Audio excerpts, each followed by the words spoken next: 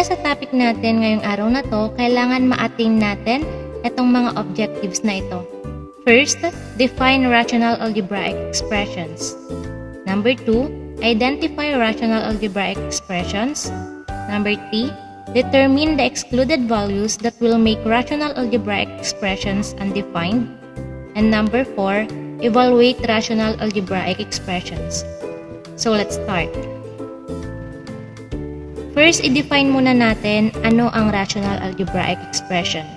So when we say rational algebraic expression, it is an expression that can be written in the form P divided by Q, where P and Q are polynomials and Q must not be equal to 0.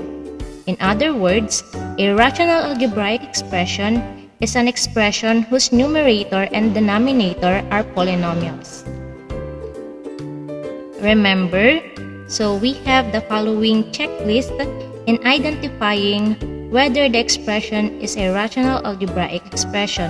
Number 1, the expression must be in fraction form. So, kailangan naka-fraction daw. So, meron tayong numerator and denominator. Number 2, the expression must have in its numerator and denominator a constant, a variable, or a combination of both that are polynomial expressions. And lastly, the expression must not have a negative exponent, a radical sign, or a fraction exponent in the variables in both numerator or denominator. Okay, so let's have an example. So para sa presentation number 1 natin, check natin itong mga expression na nasa baba. Ayan, we have 6 divided by x minus 3, y raised to 2 minus 1 divided by y raised to 3 minus 3, then 18n plus 1 divided by n raised to 2 plus n minus 2. Then we have 5x raised to 2 plus 6x minus 11 divided by 1. So lahat to masasabi nating rational algebraic expressions. Bakit? Kasi na-fulfill niya yung mga requirements natin. So kailangan naka-fraction form. So check silang lahat doon. Then walang negative exponent. Next, walang radical sign. And wala din tayong fraction exponent. Okay, so lahat to ay masasabi nating rational algebraic expressions. Next, presentation number 2. So check naman natin tong mga to. Okay. So yung mga example na yan, hindi natin masasabing rational algebraic expressions. Kasi kung mapapansin nyo, naka-fraction form nga sila pero may negative exponent. Meron ding mga may radical sign. Ayan, may radical sign. Ito din, negative exponents. Okay. So, pag ganyan yung itsura ng expression natin, hindi natin sila mako-consider as rational algebraic expression. Then, move na tayo sa ating next topic, which is determining the excluded values. Okay, in rational algebraic expressions, you need to pay attention to what values of the variables that will make the denominator equal to 0. These values are called excluded values. Bakit sila tinawag na excluded values? Kasi sila yung mga number na kapag pinalit natin dun sa variable natin or sa denominator natin, magiging 0. And alam naman natin na kapag nag-divide tayo sa 0, ang magiging sagot natin undefined. So, we have the following steps in determining the excluded values. Number 1, let the expression in the denominator be equal to 0. Number 2, solve the equation to determine the values of the variable. Okay, so para mas maintindihan, let's have an example. Example number 1. Identify the value of x that will make 6 divided by x minus 3 undefined. Okay, so ang step number 1 natin is to equate yung denominator natin sa 0. So, ibig sabihin, hindi na natin papakilaman yung nasa taas or yung numerator natin. Sa denominator lang tayo titingin. Okay, so kukunin natin yan kung ano man yung denominator natin. So, sulat natin, we have x minus 3. Then, equate natin siya sa 0. Okay, So, yun yung unang step. Then, mapapansin nyo, para makuha natin yung value ni x, ililipat lang natin si negative 3 kabilang side. So, x is equal to, remember na kapag nag-transpose tayo ng number sa kabilang side ng equation, kung ano man yung sign ng number na yon, papalitan natin. So, ibig sabihin, kung positive siya, magiging negative. Kung negative siya, magiging positive. In our case, we have negative 3. Negative siya, ililipat natin, magiging positive. So, ang value ng x natin is 3. Ang excluded value natin na dapat hindi natin gamitin kasi nga mag-0 yung denominator natin is 3. So, ibig sabihin, kahit anong ipalit natin kay x, maliban kay 3. Okay, subukan natin. So, 6 divided by, okay, x minus 3 yan, di ba? Okay. So, pag pinalitan natin tong x ng 3, ang mangyayari ay 6 divided by magiging 3 minus 3, which will be 6 divided by 0. So, magiging undefined siya. Okay. So, kailangan hindi maging 3 yung value ng x para hindi siya maging undefined. So, ibig sabihin, yung excluded value natin is 3. Okay, another example.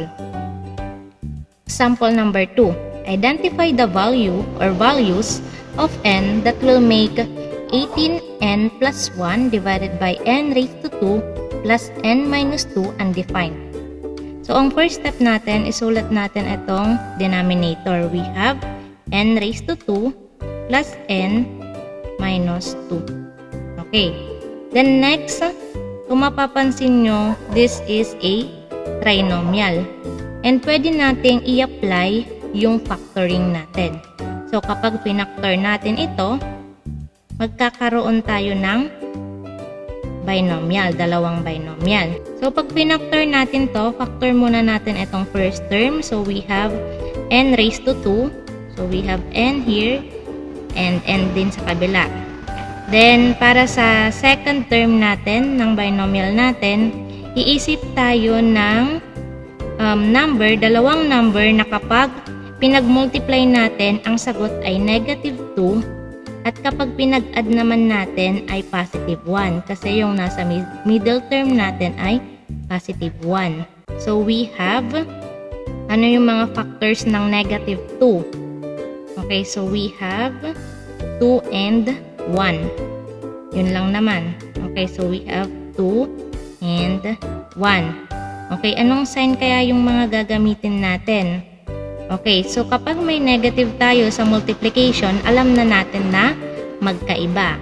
Okay, so positive and negative sign yung gagamitin natin. And dahil si middle term natin ay positive, ibig sabihin yung mas malaking number natin, siya yung magiging positive. So, mas malaki si 2, kaya siya yung positive. Then, negative yan. So, pag pinag-multiply natin, 2 times negative 1, makukuha natin yung negative 2. Itong nasa last term. Then, kapag pinag-add naman natin, positive 2 plus negative 1, makukuha natin positive 1. Yun yung nasa middle term natin. Okay, so balikan lang natin yung factoring para magawa natin yan. Okay, then next, kapag nakapag-factor na tayo, kukunin natin or i-equate natin itong mga factors niya sa 0. So, unahin muna natin itong n plus 2. So, n plus 2 is equal to 0. Then, para makuha natin yung value ng n, we have n. Then, lipat natin sa kabilang side ng equation, si positive 2, magiging negative 2. Then, yung isang value ay n minus 1. Then, equal to 0. Then, n is equal to, lipat natin yung negative 1 sa kabila, magiging positive 1. So, yung values ng n na makakapagbigay ng 0 na value o undefined dun sa algebraic expression natin is negative 2 and 1. Okay, subukan natin. Ikunin natin yung denominator. We have n raised to 2 plus n minus 2. Then, palitan muna natin siya ng negative 2. So, negative 2, then raised to 2, plus negative 2, then minus 2. Okay, solve natin. Negative 2 times negative 2 is positive 4. Positive times negative is negative 2. Then minus 2. 4 minus 2 will give you 2. Ito, 4 minus 2 is 2. Minus 2 is equal to 0. So, pag pinalit natin si negative 2 dito sa denominator natin, magiging 0.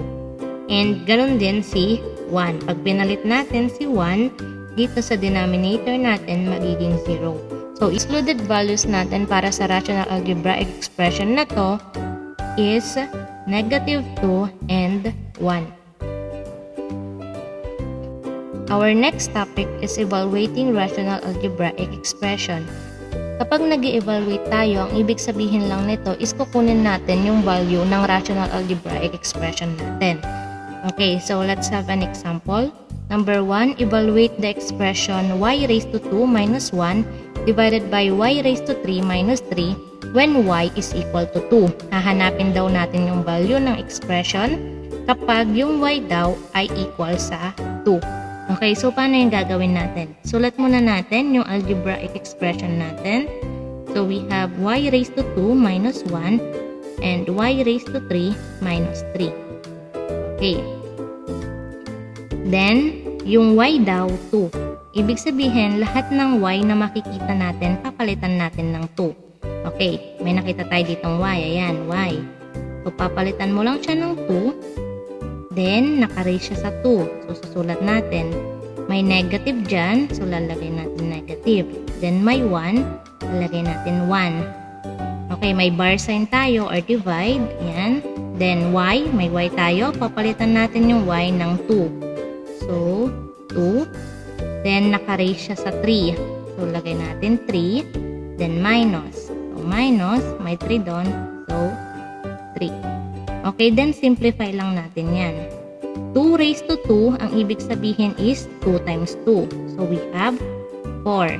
Then, sulat natin minus 1. Then, we have 2 raised to 3, ang ibig sabihin ay 2 times 2 times 2. So, 3 beses mong i-multiply sa sarili niya. So, 2 times 2 is 4 times 2. So, we have 8. Then, minus 3. Then, simplify pa natin ng mabuti. So, 4 minus 1, it will give you 3. Then, 8 minus 3, it will give you 5. Ibig sabihin, ang value ng rational algebraic expression natin kapag yung y ay equal sa 2 is 3 over 5 or 3/5. Okay, another example. Evaluate the expression 5x raised to 2 plus 6x minus 11 divided by 1 when x is equal to 2. So, 2 na naman yung value. Sulat lang natin. We have 5x raised to 2 plus 6x minus 11 divided by 1. Then, papalitan lang natin lahat ng x ng 2. So, we have 5. So, sulat natin 5. Then, yung x, palitan natin ng 2. So, ayan. Then, naka-raise siya sa 2, kaya lalagyan natin ng 2. Then, plus, may plus tayo doon, 6. Then, may x na naman tayo dito, papalitan natin ng 2. Then, minus 11. Okay. So, ang pinapalitan lang natin ng 2 ay yung x kasi yun yung value niya. Then, 1. Okay, next. So, we have 5. 2 raised to 2 is 2 times 2, kaya magkakaroon tayo ng 4. Then, simplify na natin to. 6 times 2 is 12 minus 11 over 1. Okay, simplify pa natin. 5 times 4 is 20 plus 12 minus 11 over 1. Then, simplify pa natin yun. 20 plus 12, 32. Then, minus 11 divided by 1. So, 32 minus 11 is 21 over 1. Or simply, ang final answer natin is 21. So, ibig sabihin, ang value ng 5x raised to 2 plus 6x minus 11 over 1 or divided by 1 when x is equal to 2 is 21. Okay, so dun na nagtatapos yung topic natin ngayon. Sana may naintindihan kayo. Thank you for listening and keep studying hard.